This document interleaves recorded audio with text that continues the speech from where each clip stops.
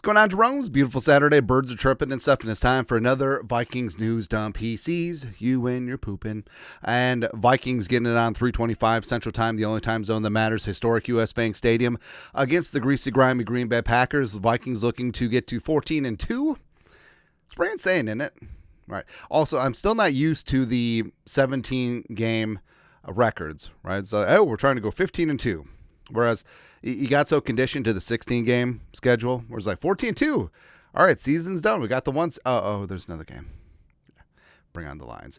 Vikings looking to keep their NFC North and 1 seed dreams alive. And I don't know, man. So the Vikings creative team has generally done very, very good this year. I don't know what this is.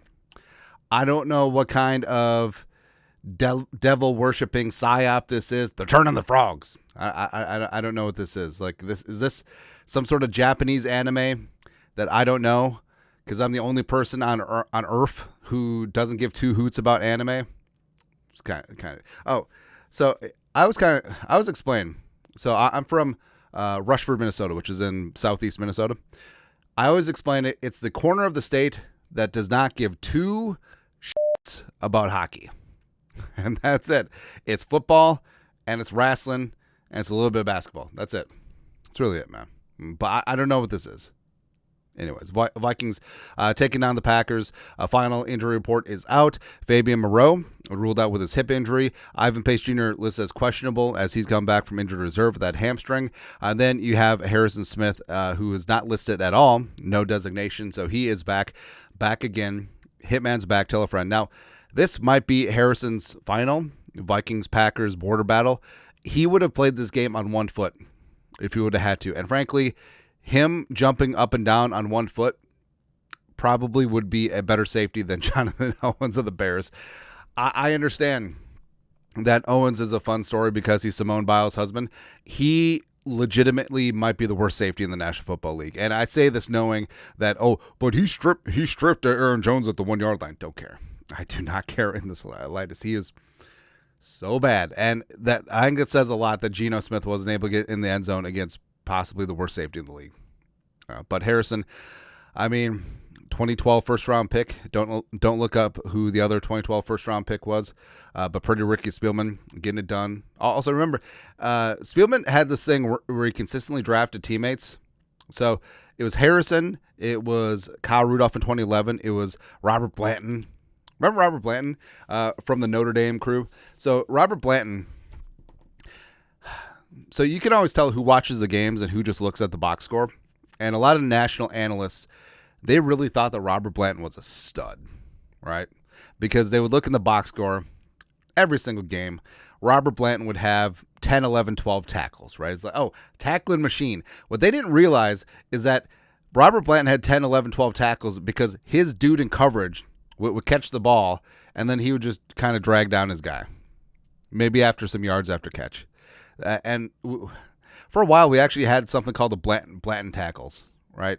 Because there's a big difference between Cam Beasley Bynum and Josh Metellus getting 10 tackles versus Robert Blanton.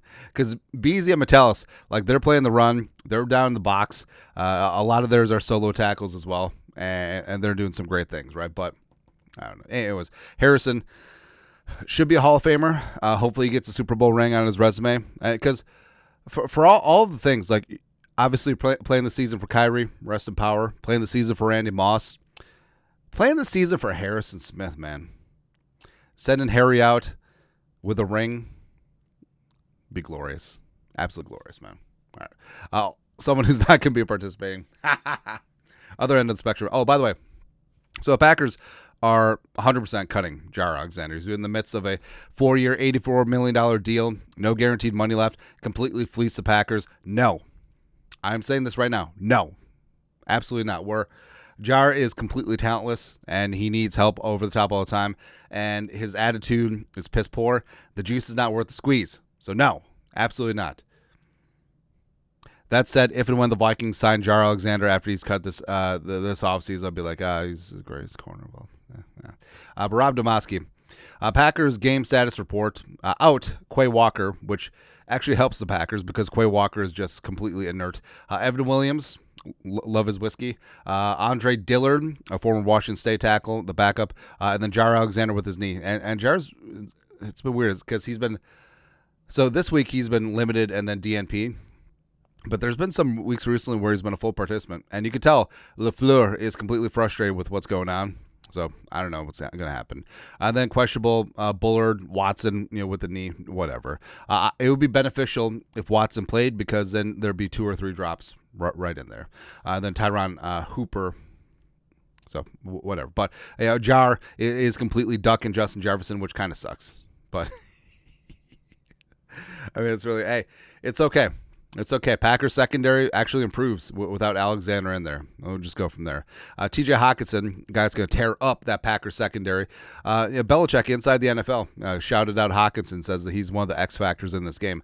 PFF Vikes also thinks so too. TJ Hockenson is in a favorable yardage matchup versus the greasy grimy Green Bay Packers defense.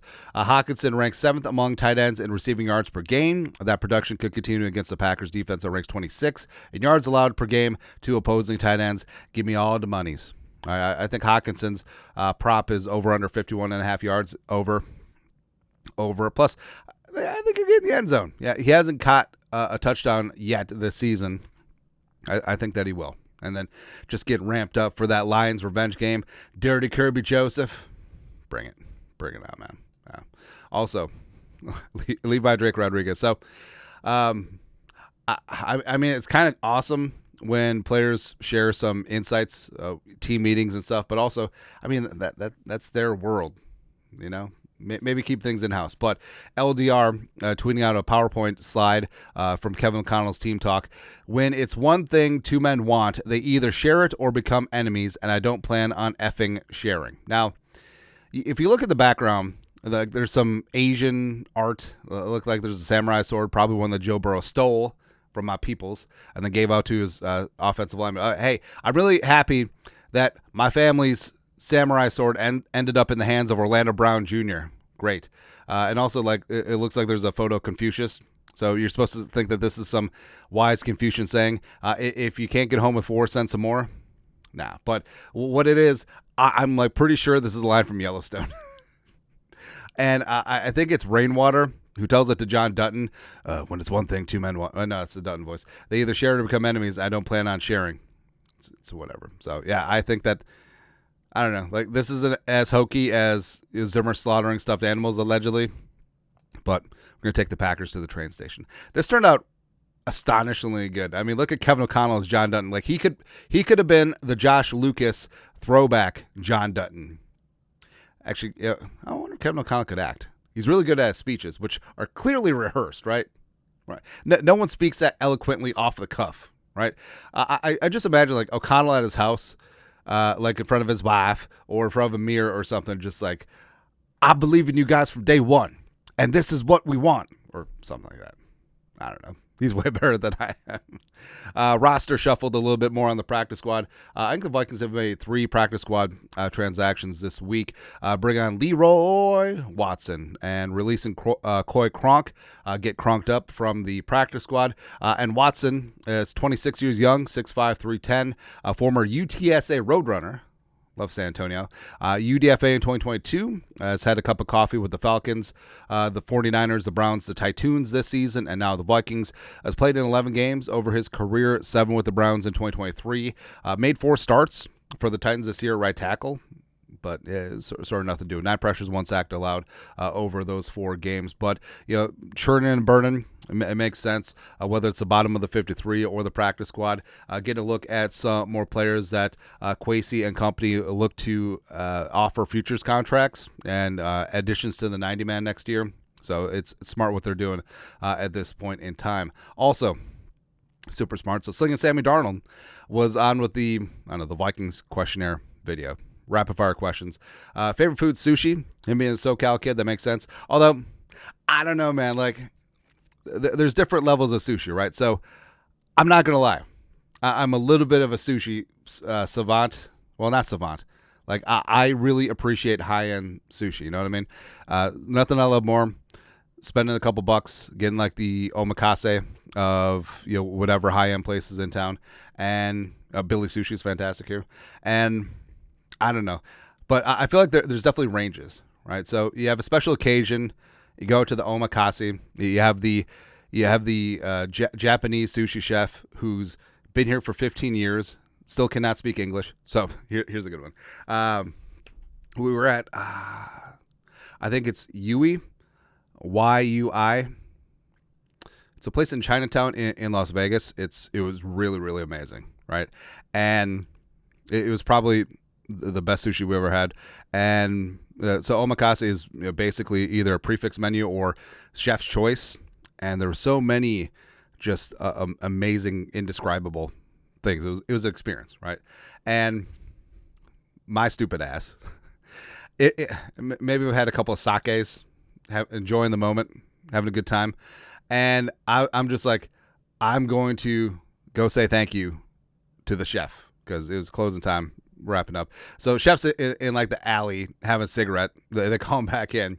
And I'm just like the stupid gringo American, very clearly like not of the motherland anymore. I'm just like, arigato. Arigato. Whatever. It was good. But there are varying levels of sushi. So there's up there. And I am like very much a sashimi nigiri type person. Also, the sushi is weird. Sushi is about the rice. It's not about the fish. It's about the rice. But yeah. But also the whole Americanized cream cheese, all you can eat. I'm still down to clown for that too, man. The gringo eyes. But I mean, we can enjoy the entire spectrum, man. It doesn't have to be one or the other. But Sling and Sammy Darnold, favorite food, sushi. I'm going to guess his favorite roll is either the sexy girl or like a shrimp tempura. You know what I mean? Or there's a really good one. I forget what it is, but this is like the ugly American side of me. It's shrimp tempura. It's cream cheese. It's jalapenos. It's avocado. Well, avocado on top.